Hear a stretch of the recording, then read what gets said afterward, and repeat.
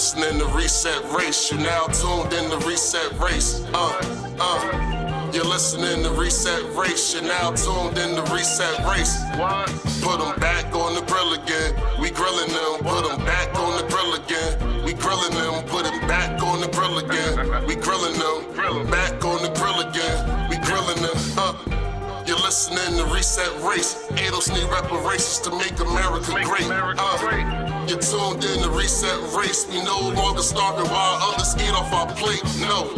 You're listening to Reset Race. We focused on our justice claim. We know what is at stake.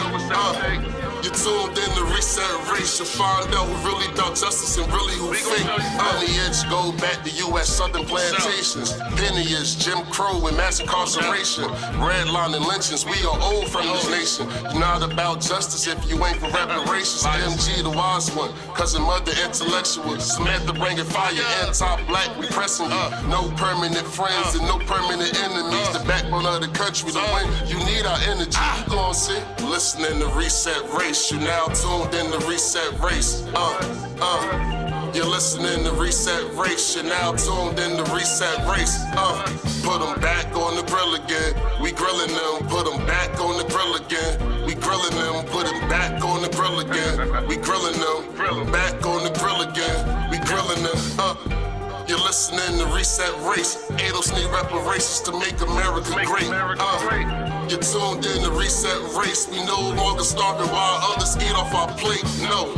You're listening to Reset Race. We focused on our justice claim. We know what is at stake. You're tuned in to Reset Race. You'll find out who really about justice and really who fake. Welcome to Reset Race, where we discuss race and politics in the United States and how it affects you. Our hosts, Sam, Mud, and John, will take you through all the things that are right and all the things that are wrong with race, how we discuss race in the media in the United States. And it'll teach you how to be a better ally and how to fight for our rights and especially reparations in the United States. These folks make me sick. Chapo Trap, I knew it. My bad, Mud. What's up? Nah, I was just gonna say these motherfuckers are ridiculous. I used to do the Twitter. I used to seek out the fights on Twitter, but now I'm just like, fuck it. I don't even want to talk to these motherfuckers. Give you a fucking headache, man. I'm saying some bullshit, bro. The thing is, I'll talk to you, but you're not gonna come in and be disrespectful. And when I tell you that you're wrong, like she was like, well, after we paid the Native Americans, so we gave her a list of people, the Native Americans got paid. Native Americans never got paid. Bitch, you don't even know what you're talking about. Quit talking to me. Yep. Like, don't talk to me when you don't know nothing. It's not a debate. And I get tired of debating facts with people. You obviously don't read. And the thing that irritates me so much about white people too, y'all want to sit here and tell us shit, but it's like y'all spend y'all days reading and learning about Black people. Like, that's the thing that really irritates me, right? Like, white people act like they're all just sitting in their house reading Black history books. And being that I didn't learn any of the shit that I know about our history in school, I've had to go and buy books, watch YouTube lectures, fucking listen to audio books. So I put all this work in to learn this, and you just automatically know some shit because you white and you say so? Fuck you. Yeah, that's it. Yep, that's it. Right.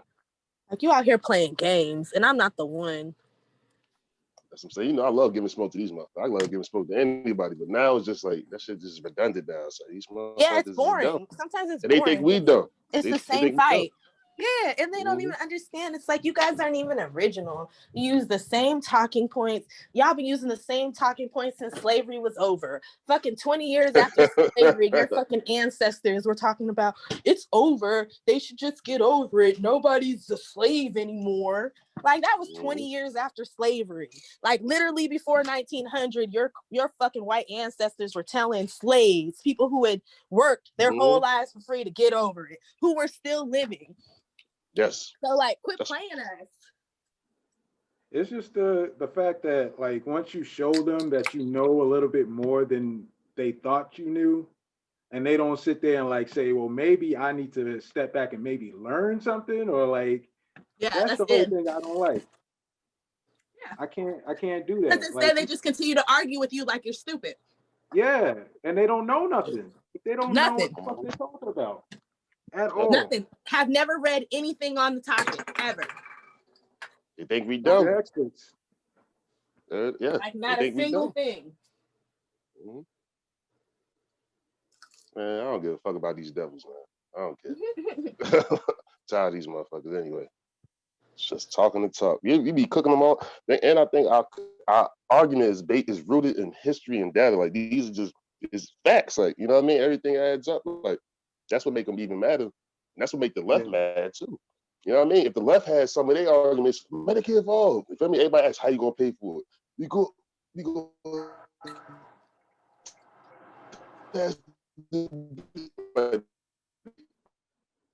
the way they don't even have that shit down the right way. They don't got no messaging over there. They just be saying random shit. You know what I mean? Like we know exactly what the fuck we trying to do, close the wealth gap. We know how we have to do it, but you know, I don't give a fuck. Fuck these. That's why I got to a point where I was like, damn, we fucking ourselves up just by aligning with these motherfuckers because they don't even know how to argue for the shit that they want. Like they haven't even figured out how to do that shit yet. All right, back to this shit. Like at one point she quotes, "No person of color whom I've met has said racism isn't at play with his or her friendships with white people." And you'd think that sounds sucky. Why would you be friends with somebody who like there's always this racial tension? Well, if you work with them and you don't really have a choice but to have some sort of modus vivendi with them, that's true. Yes. And this is true with all of these relationships. Like my white high school boyfriend was a little racist. Like, like we cool, we still cool now. We Facebook friends. But like, you know, as an adult in 2020, he's much better. But as a teenager, he was a little racist. But his grandmother was racist. His grandmother was Greek from Greece. And when he was dating a black girl in high school, his grandma was like, why can't you find a nice white girl to date? Which I'm glad he married a nice white girl, even though his grandmother was dead by the time it happened. But I know she's smiling from hell. So. Oh shit, that's real. cold. That's cold in the that's motherfucker. Real talk, no.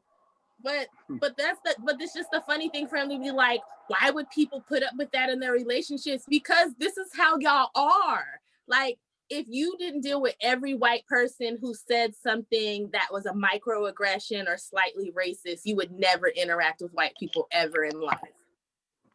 And like, the fucked up way the society is that we have to interact with them just to be able to to survive, really. Like we can't, we don't have our own internal economy going like other groups. So we have to go outside and deal in their world.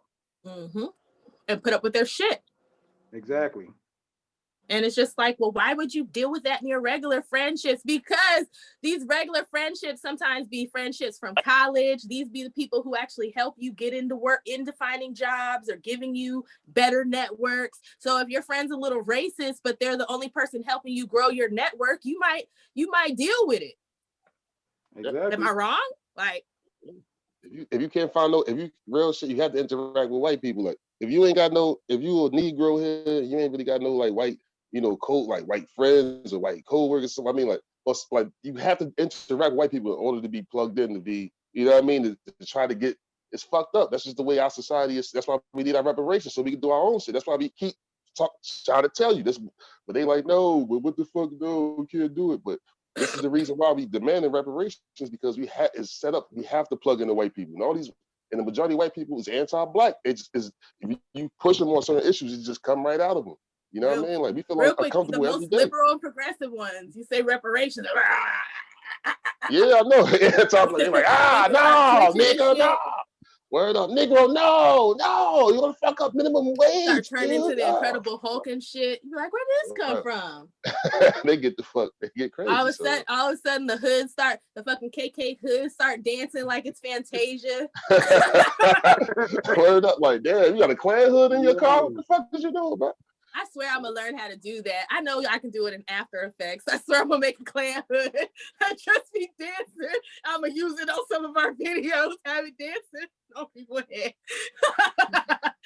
Start talking that bullshit. Just have that shit just magically appear on the screen. Like, there you go. Real Yeah, shit, like for that's how real. they do. Mhm. All right, let's play some more of this old bullshit. And those are the only interracial friendships she can imagine, are ones that are essentially compulsory because they take place in the workplace. Yeah, That's a consistent thing, is that she does not know what friends are. Like, I figured that out very early. And here's another thing. We don't live around y'all like that, white people. So most of the time when we have friendships, and I use quotations for that, friendships with y'all, it's work relationships, because we don't know y'all outside of work. We don't live by each other. And as soon as we leave work, we go into completely different worlds. Mm-hmm. Yeah. Yep.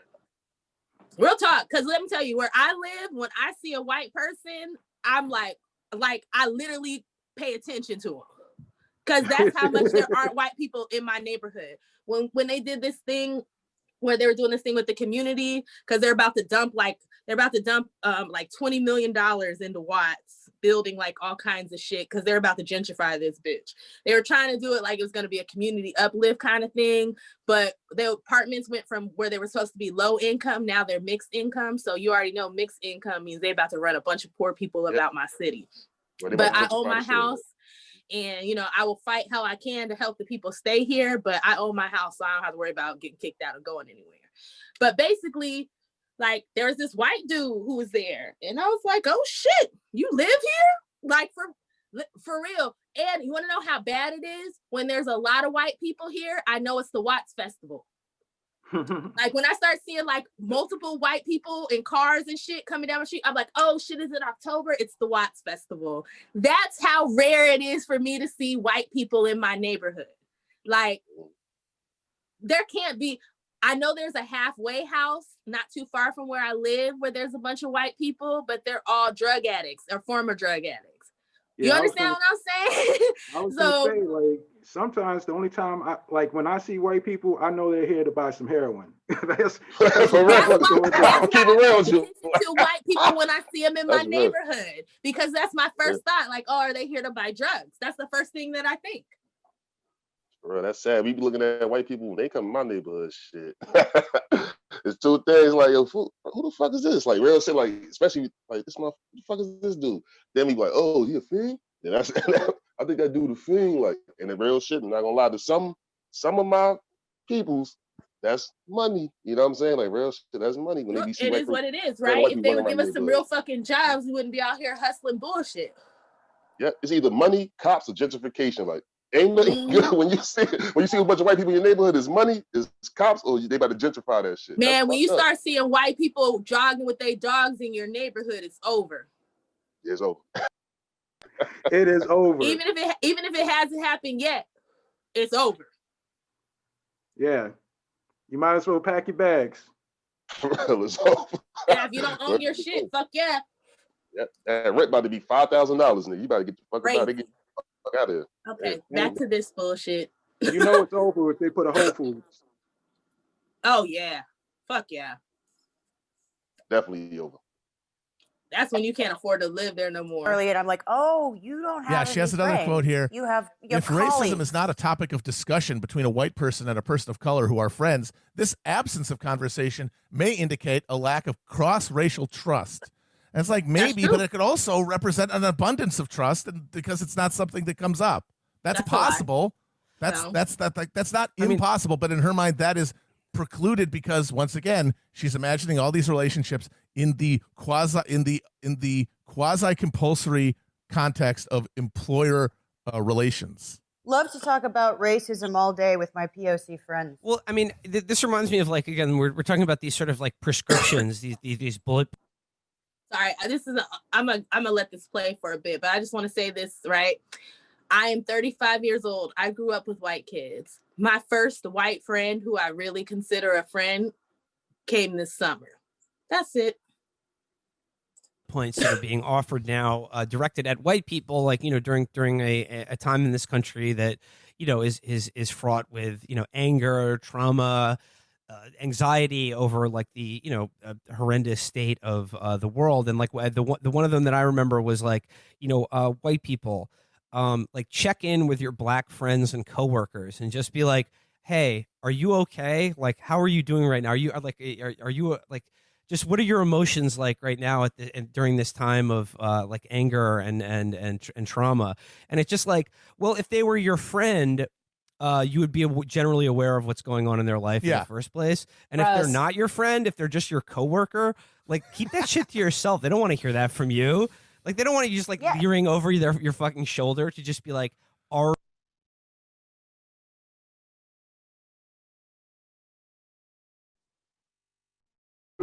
You're muted. You're muted, Sam. Sorry about that. I was gonna say, I said, how many of y'all get pissed off when somebody asks you if you are okay or if your family's okay or how you and your family are doing during all this craziness? How many of you get upset when somebody asks you that? Like, what the fuck is he talking about? Actually, I'm shocked if a white person at my job comes up to me and asks me that type of stuff. I'm like, oh, damn, you actually want to be friendly with me. Okay. You know, you would actually take a moment to be like, okay, well, maybe they're not so bad. Like you would have a moment like, okay, that's progress. So it's just so funny how white people think the things that are like basic human being shit is like, oh, well, if they're your friend, they would just know. Why would you just know? How would you just know? Even if you did just know, if you saw a riot went on last night, you're gonna come up to me the next day and be like, "Hey, are you okay?" like that's common sense. Like if it went down in my neighborhood last night, like the next day you're gonna ask me about it, or you're gonna be concerned, or like show some type of interest. That's just normal human shit. But I guess we're not normal humans. Man, they on some. See, this is it. This is what they doing. I think what they doing, fam, is what they doing is they act like this is a post-racial society and shit. In order to get their agenda across, the right wing do it. In order to be like, stop talking about racism. The liberals do it to kind of try to play these games and shit like that sometimes. And the left do it in order to push their class-based agenda. Like you know what I mean? Like they're not really getting it. Like they on some bullshit. At all. At all. Hold on. Where is it? Oh, here we go. So this is why they hate her so much. Please move this away from shared application. Give me a second. I'm about to switch videos. Pause. Okay, so this is short, but since they're talking so much about Robin, I'm going to let Robin talk a little bit for herself. So this is where Robin DiAngelo is talking about how you have to put racism on the table and keep it on the table. Read your book. My reply is, and how would people of color know you've read my book? Right? Or, you know, I finish a workshop and, you know, you go around and you say one thing you're going to do next. And so many white people will say, I'm going to continue to reflect on this. You know, and my response is, and how will people of color know you've continued to reflect on this? It's meaningless without action, right? So action. Get racism on the table wherever you are, in your workplace, in your place of worship. Get it on the table and then keep it on the table when all the white people want it off the table, right? It takes courage, right? It takes strategic, intentional action. And there are so many good guides out there. My website alone has so many lists of what white people could do.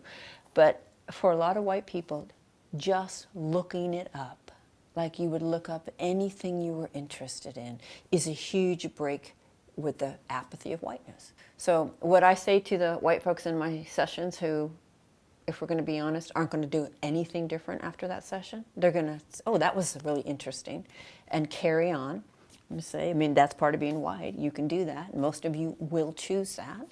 But I'd like you to do something for me. If that's the choice you're going to make, I'd like you to go home, look at yourself in the mirror, right in the eyes, and say, I choose to collude with white supremacy. And then carry on, but let's do it with honesty. The default of the status quo is the reproduction of racial inequality. That's what our society does. By every measure, we have racial inequality. Every measure. Our schools are particularly effective for reproducing racial inequality. And since it is the default, it requires nothing more than white people being really nice and carrying on, right? Because niceness is not courageous. and it won't get racism on the table, and it won't keep it on the table when everybody wants it off the table. That's why they hate her so much, because she. I get it now.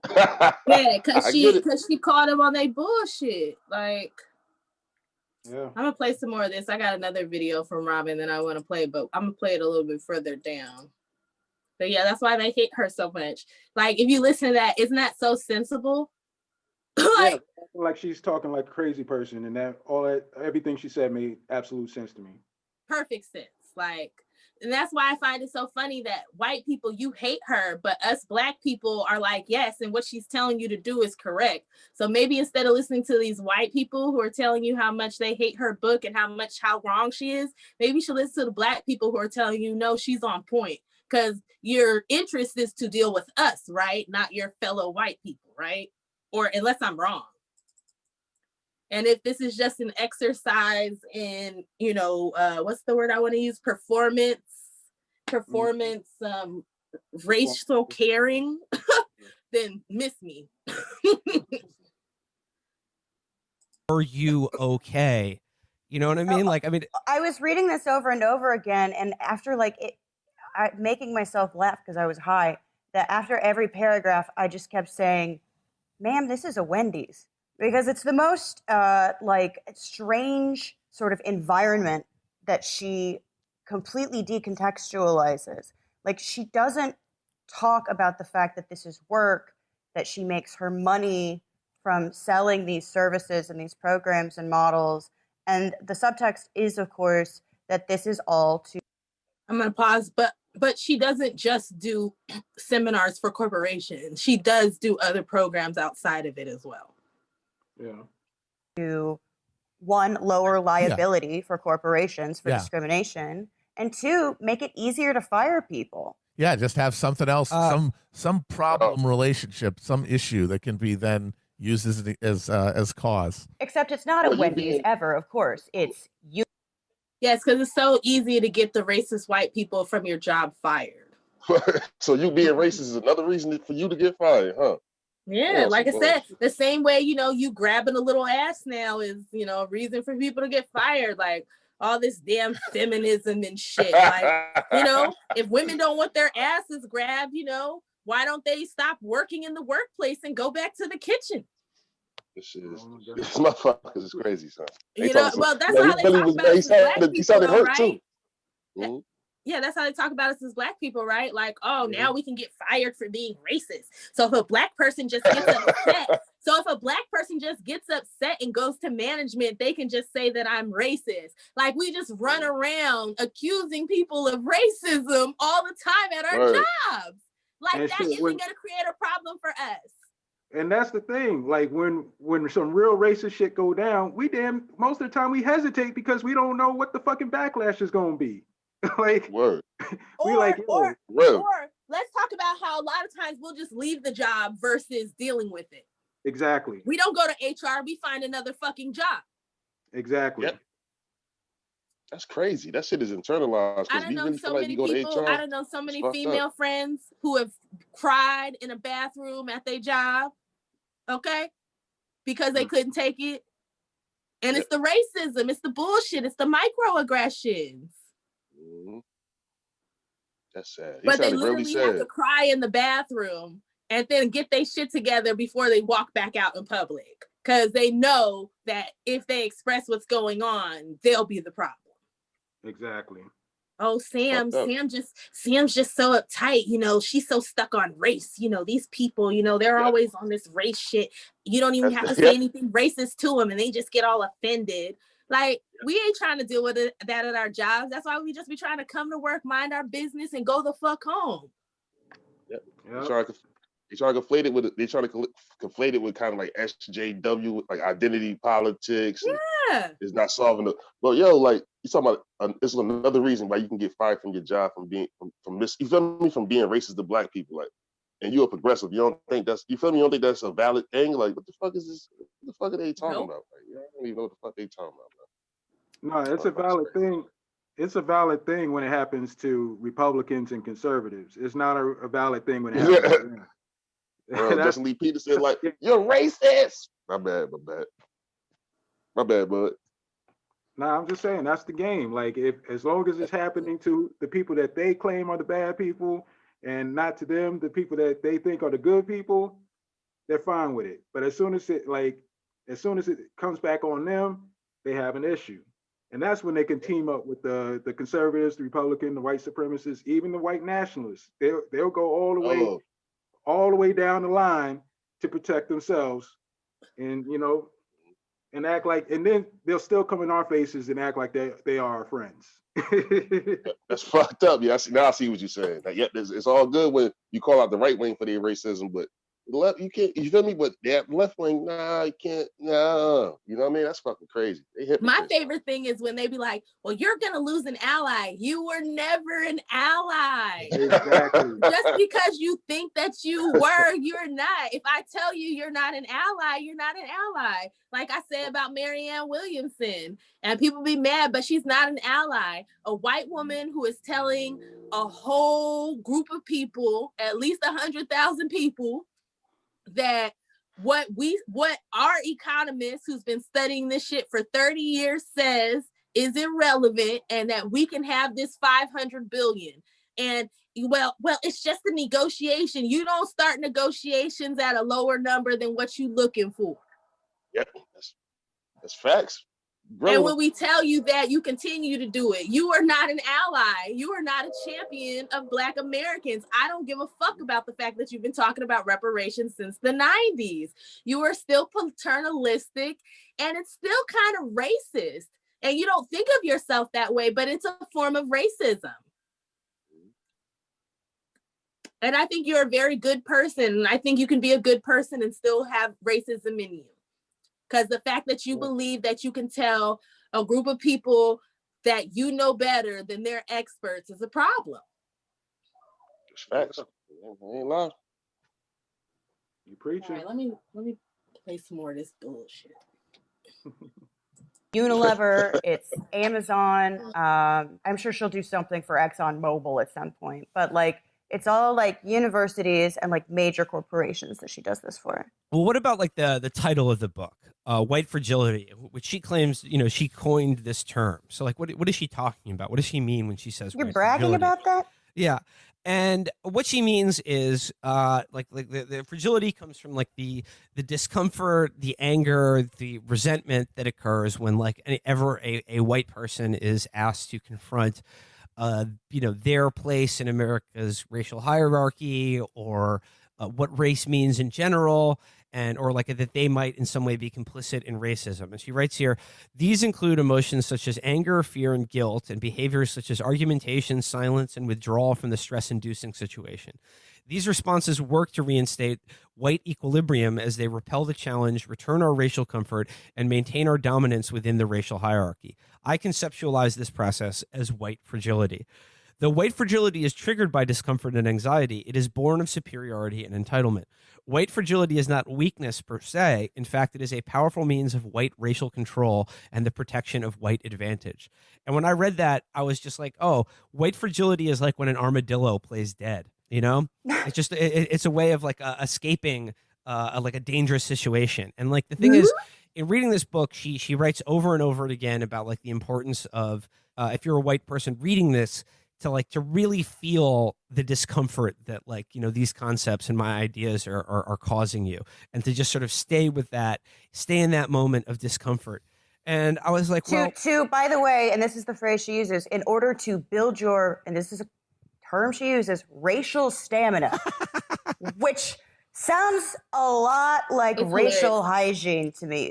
Which is hilarious. Chris, could we work in a little bit of "Tomorrow Belongs to Me" for that? Hey, Sam, cut this bullshit off, man. These motherfuckers. No, we got more, but isn't that funny how they laugh at racial stamina? Mud, how's your racial stamina? Because I know mine is magnificent. Because to work around these motherfuckers, I'm telling you, like we have the most racial stamina.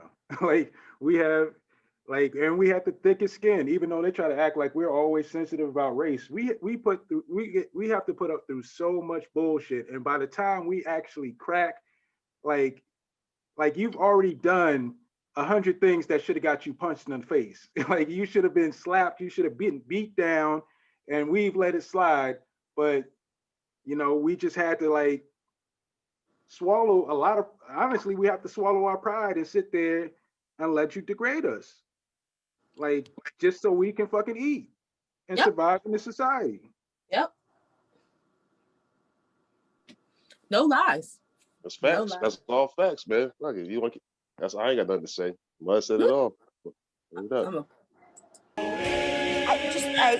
not one of those optics people, but the phrase racial stamina is a bit ubermensch. No, it's a little, the Rhine gives its gold to the sea. It's fine. She's just saying that you got to work up your race stamina to do the race marathon, and if you press yourself, you will get a race high eventually. Race stamina is really more of a dump stat. You should put more into race intelligence or race strength. Race charisma seems like if you want to min max. Sam, but on the concept of white fragility, I mean, obviously white. Sam. Yeah, I just want to say this. Like, anytime like motherfuckers are talking about like some anti-racist shit, and they come up with a concept that is like hard for white people to kind of work their way around, they always want to compare it to some like eugenic Nazi shit and just say it's the same thing when it's like it has nothing to do with that type of shit. All right. They talking some bullshit. Like, yo, racial stamina, that shit really triggered them. Like, because the thing about it, you're right though. This white woman right here that wrote this book is talking about these Chapo Trap House. She's trying to talk to these motherfuckers about they in the anti-blackness and how they might act in the, in the context of the workplace, but even in their own fucking life. And they got a mirror up to them. They can't look at themselves in the mirror. They just, this is like pseudoscience, racial. This is like how you weigh brains. No, it's not. You feel me? Like, no, it's not. You know what I'm saying? Like this got everything to do with how much are you willing to confront the real, what's really going on with our people, like, and how you internalize that, you know what I'm saying? So, man, these motherfuckers is talking some bullshit, man. You right, Sam. Straight bullshit. Straight bullshit. Oh shit. All right, let's see. Are fragile and they need to be wrapped in old newspaper when you move apartments. But I swear, I only read 3 chapters of the book, and all the chapters are very, very short. And I swear, just even within those 3 chapters, she defines the concept of white fragility about a dozen times with a different definition each time, like she's describing different aspects of the same God. Yeah. No, it's like astrology. It's everything. It's just a lens for looking at things. It's samsara. Yeah.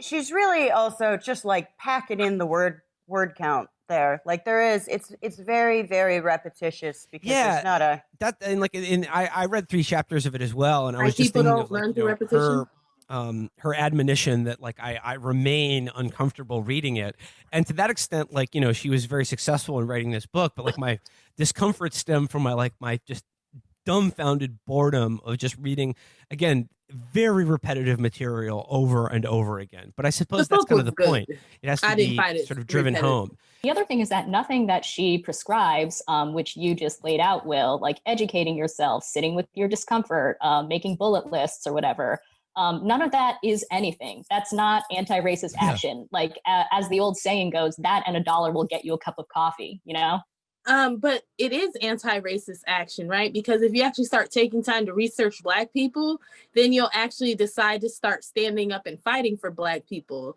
But how can you take action without education? It's like the whole Fred Hampton thing, the whole thing about having a political education, which I'm gonna play right now. But y'all got anything while I pull it up? Yeah. Weren't they just suggesting at the beginning of the shit that motherfuckers should go get a history book or read a book by a Black author? Now they're saying that educating yourself is not anything. Like, these motherfuckers is full of shit. Everything they're saying is like some hypocritical bullshit. Some straight up bullshit. Son. They don't want, yeah, Sam, yeah, y'all right. These motherfuckers. No, go ahead, John. I'm asking, do you have anything? Yeah. Because they horrible, man. Like, this is some anti-Black class reduction, blame. What they really alluding to is that, like, this is like again, the neo-lib, the establishment liberal conspiracy to make themselves feel good and not pass the Green New Deal. Like, you know what I mean? Like, this is the shit they kind of talk about, you know what I mean, in order to get away from the anti-Blackness that, you know what I mean, like, that they have been exhibiting and are exhibiting in this motherfucking video and just being hypocrites and shit. So always being hypocrites. All right, let me know. Let's see if we can hear it.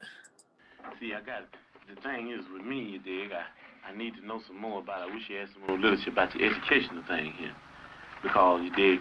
As far as we concerned in the struggle, the way we look at struggle is that this depends on the educational thing, you dig.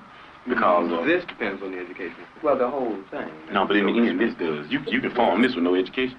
You can form this. And this. No, not the way we're talking about forming it. You know, right? We're talking about forming it right. You know, it's not on the paper. We didn't write it on the paper. You form it right with no education. No. Let me give you an example. Jomo Kenyatta formed the excellent revolution with no education. And on the end thing, Jomo told the motherfucker, said, well, you know, you can educate, hate the enemy, but I'm your brother. I'll help you lead the revolution. Now I'm going to oppress you. Another example, Papa Doc in Haiti. Papa Doc in Haiti hated everything white. Man, you couldn't put this white paper in front of Papa Doc's face. But he moved all the white people out and he took over and be oppressed. He did, because of no education. And the people that had been educated, they'd have said that we don't hate the motherfucking white people, we hate the oppressor, whether he be white, black, brown, or yellow. So we got to know the educational program to find out what it's going to be in the finale. A lot of people, Jomo Kenyatta is called not never a revolutionary, but an ex-revolutionary. So is Papa Doc. They brought on a successful revolution. That thing in the Mao's was a bitch. Bantu freedom fighters, all that kind of action. But what we're saying is that it's the end. That you don't judge Castro now. You can't do it. Nobody in this room could judge whether Castro's going to be a revolutionary or not. You know what I mean? We're talking about things, you know what I mean, with China, the People's Republic, and even at the stage they're in now, talking about even going on further into a communistic state. That's what we're talking about. Those are revolutionary. So we got to understand here the educational program that you have to be able to figure out whether it will go on the right lines, where the people will end up in a situation where they can be able to really control themselves. You understand what I'm saying? With no education, the people take this local foundation and start stealing money because they won't be really educated to why it's the people's thing anyway. You understand what I'm saying? With no education, you have neo-colonialism instead of colonialism, like you got in Africa 9, like you got in Haiti. So what we're talking about is there has to be an educational program. That's very important. As a matter of fact, it's so important for us that a person has to go through 6 weeks of our political education before he can consider himself a member of the party, able to even run down ideology for the party. Why? Because if they don't have an education, then they're nowhere. You dig what I'm saying? They're nowhere because they don't even know why they're doing what they're doing. You might get people caught up in the emotionalist movement. You understand me? You might get them caught up in because they're poor and they want something. And then if they're not educated, they want more. And before you know it, they'll be capitalists. And before you know it, we have Negro imperialists. All right, I'm back. But yeah, that's it. Like, you got to have an education, whether you like it or not. So how can you help me if you don't know shit? Exactly. Like, it's just that simple. It's not complicated. Like, people just make stuff out to be so complicated, but how can you help me if you don't know anything? And that's the problem with these bleeding heart white liberals who come to the hood now.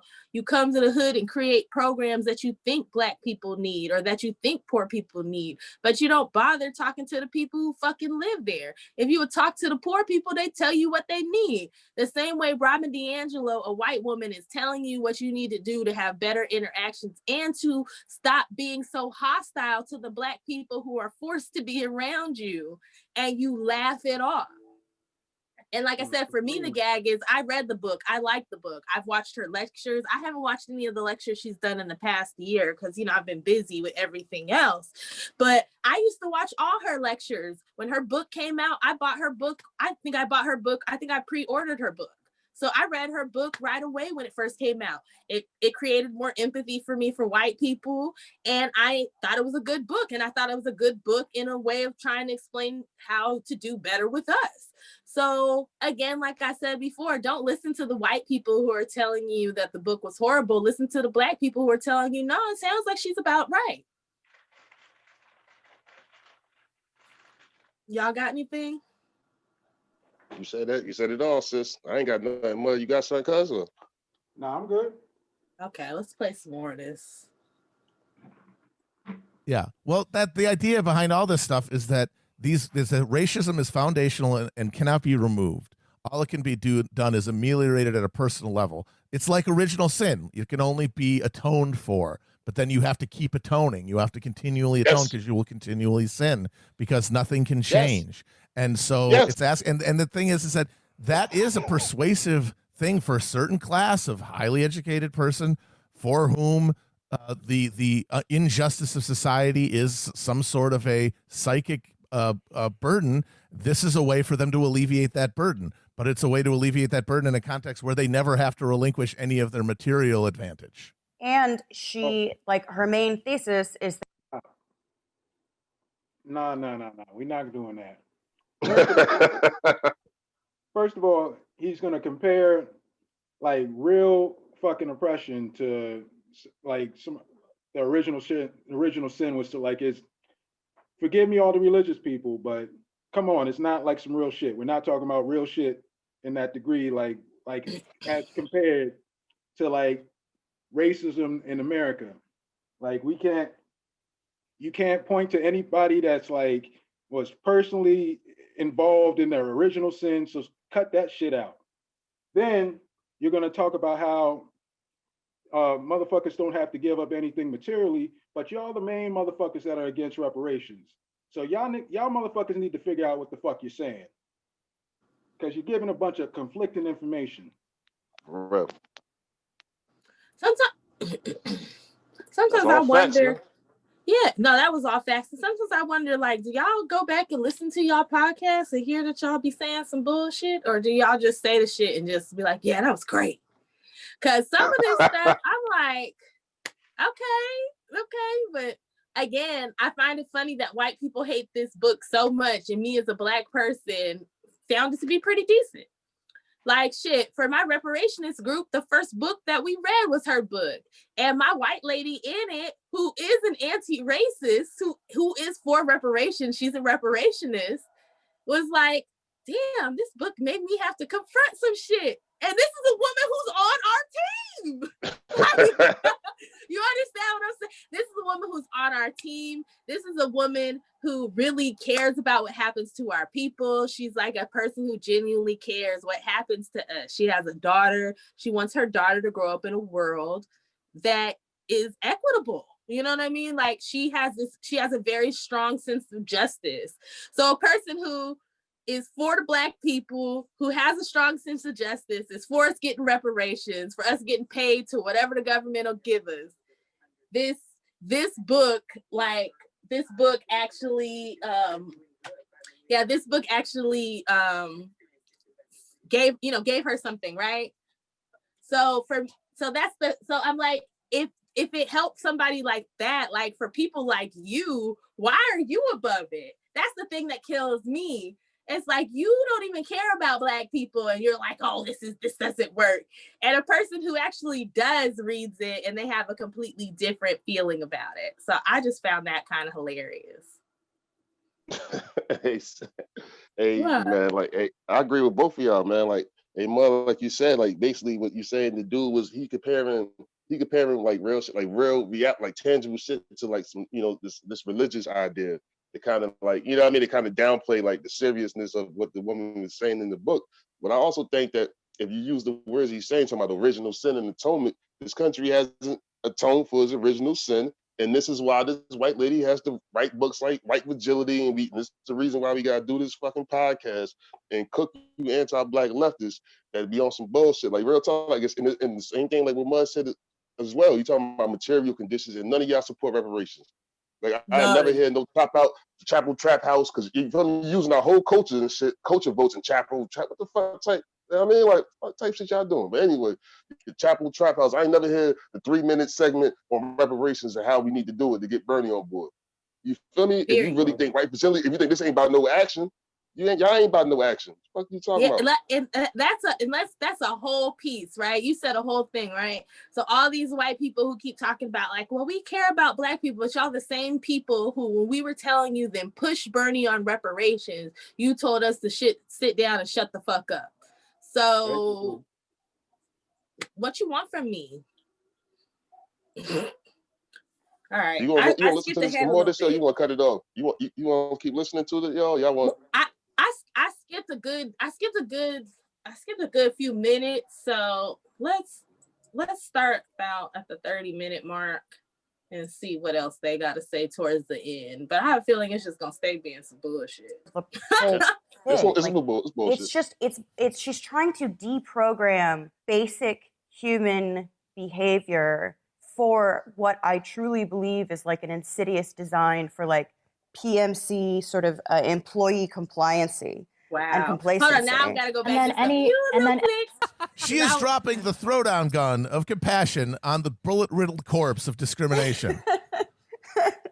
I mean, that's it. It's all coercive. The idea is everyone has got a gun to their head at all times. And then we're all going to treat each other nicely. Not because we actually feel that way, but because we're afraid of the alternative. And I don't know about you guys, but that sounds like a harmonious social order. That's like the NRA's idea of a polite society. More harmonious for Negroes. Yes.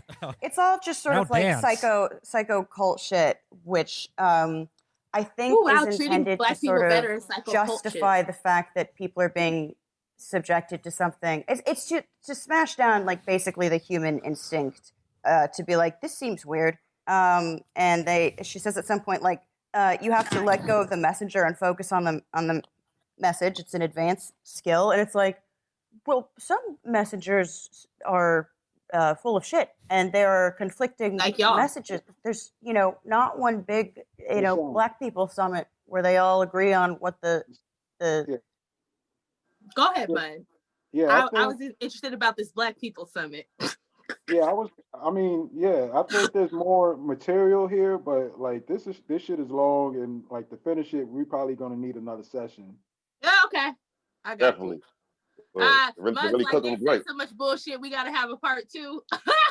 We definitely gotta have a part 2 for these motherfuckers, man. I'm here for it. All right. Cause they about to get into some bullshit. I know you said the Black people. So I said, Sam, I can tell you was like, yo, you started drooling. You was like, what? What about to do? Oh yeah, man. My mouth started watering and shit. I was like, ooh, red meat. I swear, every 30 seconds they say some bullshit. Like yeah. Well, just remember when we come back to it to go back to the 20-minute mark, cause All right. Cause this was some bullshit. Fuck these people. That was another fire episode of Reset Race. Hope you enjoyed it. Please come back for the next one. Don't forget to like, subscribe, and share. Thanks. Listening to Reset Race, you're now tuned in to Reset Race. You're listening to Reset Race, you're now tuned in to Reset Race. Put them back on the grill again. We grilling them. Put them back on the grill again. We grilling them. Put them back on the grill again. We grilling them. Back on the grill again. We grilling them. You're listening to Reset Race. ADOS need reparations to make America great. You're tuned in to Reset Race. We no longer starving while others eat off our plate. No. You're listening to Reset Race. We focused on our justice claim. We know what is at stake. You're tuned in to Reset Race. You'll find out who really about justice and really who fake. Lineage go back to U.S. Southern plantations. Lineage, Jim Crow and mass incarceration. Redlining lynchings. We are old from this nation. You're not about justice if you ain't for reparations. MG the wise one. Cousin mother intellectual. Samantha bringing fire. Anti-black. We pressing you. No permanent friends and no permanent enemies. The backbone of the country. To win, you need our energy. You gon' see. Listening to Reset Race. You now tuned in to Reset Race. You're listening to Reset Race. You're now tuned in to Reset Race. Put them back on the grill again. We grilling them. Put them back on the grill again. We grilling them. Put them back on the grill again. We grilling them. Back on the grill again. We grilling them. You're listening to Reset Race. ADOS need reparations to make America great. You're tuned in to Reset Race. We no longer starving while others eat off our plate. No. You're listening to Reset Race. We focused on our justice claim. We know what is at stake. You're tuned in to Reset Race. You'll find out who really about justice and really who fake.